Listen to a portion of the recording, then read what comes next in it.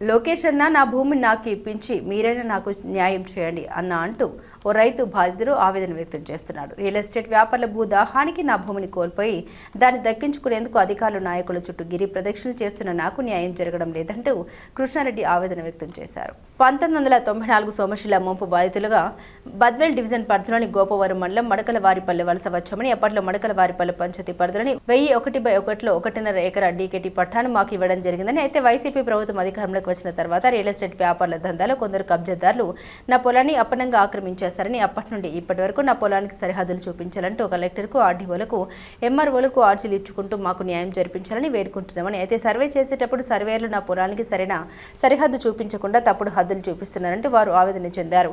ఇప్పటికి 7 సార్లు భూ సర్వే చేయాలంటూ అధికారులకు ఆర్జీలు ఇచ్చుకున్నామని, ఇప్పుడు కూడా సరైన హద్దులు చూపించకుండా నా పొలానికి తప్పుడు హద్దులు చూపిస్తున్నారంటూ వారు వాపోయారు. అన్న లోకేష్ అన్న మీరైనా స్పందించి నాకు న్యాయం చేయండి అన్న అంటూ ఆ బాధితుడు ఆవేదన వ్యక్తం చేస్తున్నాడు. గౌరవనీయులైన నారా లోకేష్ గారికి నమస్కారములు. అలాగే కడప జిల్లా కలెక్టర్ గారికి, బద్వేల్ ఆర్డీఓ గారికి నా నమస్కారములు. మేము 1994 సంవత్సరంలో సోమశిల ప్రాజెక్టు కింద మునిగిపోయి ఇట్లా వలస వచ్చాము మడకలవారిపల్లికి. ఇక్కడ మాది 1007లో 1వ సర్వే నెంబర్లో మాకు ఎకరా 30 సెంట్లు డీకేటీ పట్టా ఇచ్చారు. అప్పటి నుంచి ఇప్పటి వరకు కూటమి ప్రభుత్వం వచ్చినంత వరకు రానంత వరకు బాగానే ఉన్నింది. 2019 వైసీపీ గవర్నమెంట్ వచ్చిన తర్వాతనే మాకు ఈ తిప్పలు ఎదురైనాయి.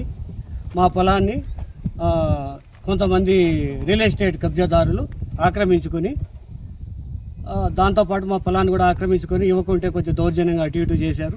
ఈ విషయం గురించి మేము జిల్లా కలెక్టర్ గారికి 4-5 సార్లు అడిగాము, అర్జీలు కూడా పెట్టాము, ఆర్డీఓ గారికి పెట్టాము. ఎటువంటి స్పందన లేదు. తర్వాత గౌరవనీయులైన నారా లోకేష్ గారికి అర్జీ పెట్టుకోవడం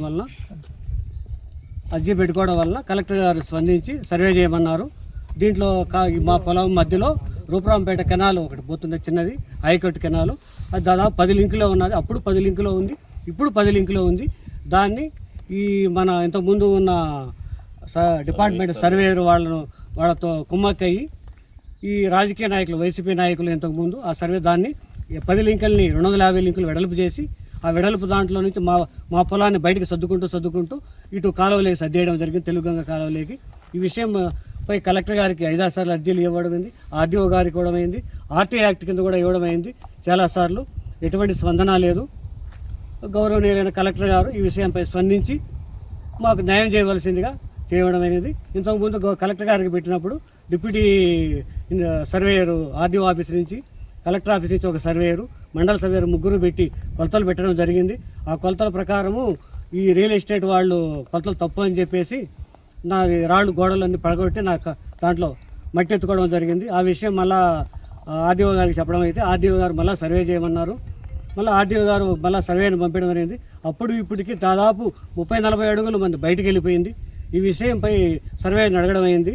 ఎందుకు అట్లా వెళ్ళింది అంటే మేము ఆర్డీఓ గారితో మాట్లాడి డిస్కస్ చేస్తామన్నారు. లాస్ట్ టైం కూడా ఇదే చెప్పారు. ఆ మధ్యలో ఉండే కెనాల్ని 10 లింకులు దాన్ని 250 లింకులు చేసుకొని వాళ్ళు దాదాపు 3 కోట్ల, ఒక ఎకరం 3 కోట్లకి 3 ఎకరాలు దాదాపు 10 కోట్ల వాల్యూ చేసేది రియల్ ఎస్టేట్ వాళ్ళు ఆక్యుపై చేసుకున్నారు. ఈ విషయంపై మన AP AIC director Prasad Reddy గారిని కూడా దీనికి సంప్రదించి అడగడం జరిగింది. మన తెలుగుదేశం ఇన్ఛార్జి వెంగళరెడ్డి గారు కూడా అడగడం అయింది. వెంగళరెడ్డి గారు కూడా దీనిపై స్పందించి జగదీష్ రెడ్డి సార్ కూడా చెప్పడం అయింది.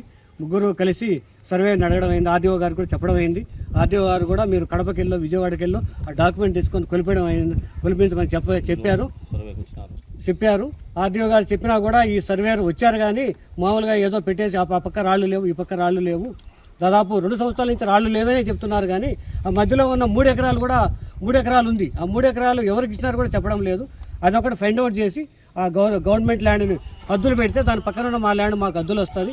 అది పెట్టమంటే మేము పెట్టేదానికి మాకు వీలు పడదు, మాకు ఎంఆర్ఓ కానీ ఆర్డీఓ కానీ చెప్పాలన్నారు. ఆర్డీఓ గారు చెప్పారు, దానికి హద్దులు తెచ్చిపెట్టుకొని పెట్టమని చెప్పారు వాళ్ళకి. అయినా కూడా వాళ్ళు చెప్పడం లేదు. దీనిపైన వీలైనంత వరకు నా భూమి నాకు సర్వే చేయించి నాకు ఇప్పించడం వల్ల నాకు చాలా మేలు చేసిన వాళ్ళు అవుతారని కలెక్టర్ గారికి, ఆర్డీఓ గారికి, ఎంఆర్ఓ గారికి నమస్కరించుకోవడమైనది. దానివల్ల వాళ్ళు సర్దడం వల్ల నా పొలంలో మట్టి ఎత్తడం వల్ల పొలంలో మొత్తం దాదాపు 10 అడుగులు నీళ్లు నిలబడ్డాయి. పైరు పెట్టుకున్న దానికి వీలు పడలేదు. ఆ విషయం కూడా ఆర్డీఓ గారికి ఫోటోల రూపంలో కలెక్టర్ గారికి, ఎంఆర్ఓ గారికి ఇవ్వడం అయినది. ఆర్డీఓ గారు, కలెక్టర్ చెప్తున్నారు కానీ కింది లెవెల్లో వీళ్ళు స్పందించడం లేదు. మేము కొలిసేదానికి వీలు పడదు అంటున్నారు. మరి దాని ఎందువల్ల తెలియదు. మాకు న్యాయం చేయండి, దయచేసి మాకు న్యాయం చేయండి. మేము మునగ ప్రాంతంలో కలెక్టర్ దగ్గరికి పోలేకపోతున్నాము. ఎంఆర్ఓ దగ్గరికి వెళ్తూ ఎంఆర్ఓ బయట నిలబెట్టి మాట్లాడుతున్నారు. మీరు బయటికి వెళ్ళండి, మేము చేపిస్తామంటున్నారు. ఎన్నిసార్లు దాదాపు 20 సార్లు చలానా కట్టాము, 10 సార్లు ఆర్టీఐ యాక్ట్ కింద కూడా అడిగాము. ఎటువంటి స్పందన లేదు. అడిగినప్పుడు ఒకసారి వస్తారు, ఇదే అంటారు. అసలు ఎక్కడి నుంచి తీసుకున్నారు అనేది కూడా చెప్పరు. ఇక్కడ రాళ్ళు లేవంటారు. మరి ఎట్లా పెడుతున్నారు రాళ్ళు లేనప్పుడు? అంతకుముందు ఆర్డీఓ సర్వేర్ ఎక్కడ పెట్టారు? డిస్ట్రిక్ట్ సర్వేర్ ఎట్లా పెట్టారు? ఆ పాయింట్లు కూడా ఉన్నాయి. అన్ని పాయింట్లు 3 పాయింట్లు ఉన్నాయి. డిస్ట్రిక్ట్ సర్వేయర్ పెట్టినప్పుడు, ఆర్డీఓ సర్వేయర్ పెట్టినప్పుడు, మళ్ళీ డివిజనల్ సర్వేయర్ పెట్టినప్పుడు కొద్దిగా ఒక 2-3 ఇంచులు తేడా ఉన్నది. ఇప్పుడు మండల సర్వేయర్ వచ్చి పెట్టేసి దాదాపు 40 అడుగులు బయటకే నెట్టేశారు. అసలు ఏం సంబంధమే లేదు. కరెక్ట్గా మాకు న్యాయం చేసినట్టు మా పొలాన్ని మాకు ఇప్పించండి, అంతే చాలు. మా ల్యాండ్ అయితే లేదు. మేము 30 ఏళ్ళ వరకు మా ల్యాండ్ ఉంది. ఇప్పుడైతే మా ల్యాండ్ బయటకు వెళ్ళిపోతుంది, ఎక్కడుందో తెలియదు. మాకు న్యాయం చేయండి, దయచేసి మాకు న్యాయం చేయండి. కరెక్ట్ ఏపీఐసీ డైరెక్టర్ వద్దిపోయిన ప్రసాద్ రెడ్డి గారికి, మండలి ఇన్ఛార్జి